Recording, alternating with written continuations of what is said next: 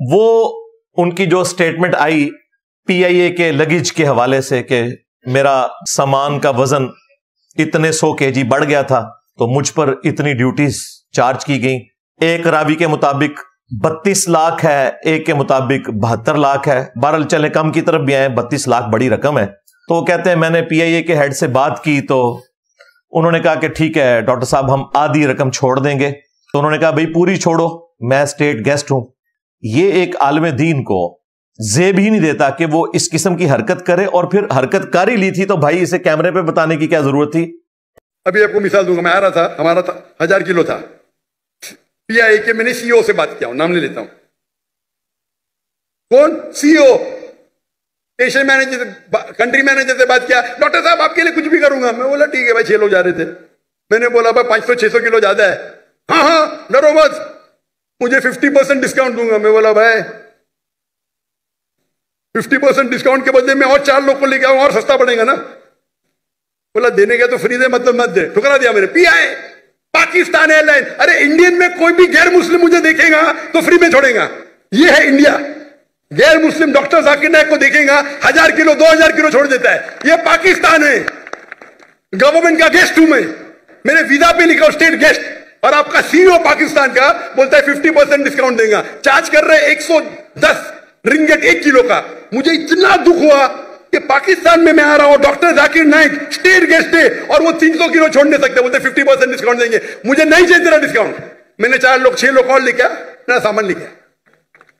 سچ بولنے کو مجھے دکھ ہوتا ہے, بٹ یہ پاکستان کا حال. انڈیا میں وہ ہندو مجھے دیکھیں گا, ڈاکٹر صاحب ہے, جو بھی کہیں گے سچ کہیں گے, سچ کے سوا کچھ نہیں کہیں گے. یہ انڈیا ہے. آج کے تاریخ میں بھی مودی غلط ہے, انڈین نہیں. انڈیا غلط نہیں ہے, مودی غلط ہے. مودی آج کل نہیں رہے گا. جو عزت مجھے انڈیا میں ملتی ہے پاکستان کے لوگ چاہتے, مجھے یہ کہتا ہوں میں, چاہتے پاکستان کے لوگ مجھے. جب ہم دعوت کرتے ہیں نا انڈیا میں, ہندو لوگ میرے پاؤں چھوتے, میں بولا غلط ہے, حرام ہے. آپ کو تو چاہیے تھا پی آئی اے کے اس آفیسر کو سلوٹ کرتے کہ اس نے آپ کا بھی لحاظ نہیں کیا, اور وہ کیسے کر سکتا ہے, اس کی نوکری حرام ہوگی, وہ غداری کرے گا عوام کے ٹیکسز کے ساتھ, کیونکہ پی آئی اے تو عوام کے ٹیکسز پہ چلتی ہے نا. اگر پی آئی اے کا مالک کوئی ہوتا اور یہ پرائیویٹ کمپنی ہوتی اور وہ اپنی مرضی سے ڈیوٹیز چھوڑ دیتا تو اس کا رائٹ تھا. ڈاکٹر صاحب کہتے ہیں میں ہوں اسٹیٹ گیسٹ. بھائی اگر آپ اسٹیٹ گیسٹ تھے تو آپ کے لیے الگ سے ایک تیارہ جاتا گورنمنٹ کی طرف سے, آپ اس میں جو مرضی کرین بھی رکھ کے لے آتے, کوئی مسئلہ نہیں تھا. جب آپ پبلک ایک جو ایئر لائن ہے اس میں اس اعتبار سے ٹریول کر رہے ہیں تو اس کے رولز کو تو آپ نے فالو کرنا ہوگا. اور پھر اس چیز کی پلی لینا کہ چونکہ میں گیسٹ ہوں تو مجھے معاف کر دیا جائے, تو اس کے بعد بھائی کون سا مورل جواز بچ جاتا ہے کہ آپ لوگوں کے آ کے قانون کی حکمرانی کیمرے پہ آ کے بتانا شروع کر دیں, جبکہ دوسری طرف ہم فخریہ پوری دنیا کو یہ بتاتے ہیں کہ صحیح بخاری اور صحیح مسلم دونوں میں حدیث موجود ہے. اللہ کے محبوب صلی اللہ علیہ وآلہ وسلم نے فرمایا تم سے اگلی قومیں اس لیے ہلاک ہو گئیں کہ ان کے اشرافیہ کے لیے اور قوانین ہوتے تھے, عوام الناس کے لیے اور قوانین ہوتے تھے. اللہ کی قسم اگر میری بیٹی فاطمہ بھی چوری کرتی تو میں اس کے بھی ہاتھ کٹوا دیتا. یہ ایک جنرل یونیورسل ٹروتھ ہے اسلام کا. اسپیسیفکلی تو یہاں حدود اللہ سے متعلق ہے, لیکن یہ جنرل رول ہے کہ اشرافیہ کے لیے جو قانون ہوگا وہی قانون عوام الناس کے لیے بھی ہوگا. لہذا ایک ریلیجس پلیٹ فارم کے اسپیکر کو یہ زیب ہی نہیں دیتا کہ وہ اس قسم کی کوئی ڈیمانڈ بھی کرے, بلکہ اگر کوئی ان کو آفر بھی کرے تب بھی قبول نہیں کرنی چاہیے, کیونکہ وہ جو آفیسر ہے اگر وہ آدھے پیسے چھوڑ رہا ہے تو وہ نمک حرامی کر رہا ہے اپنی نوکری کے ساتھ.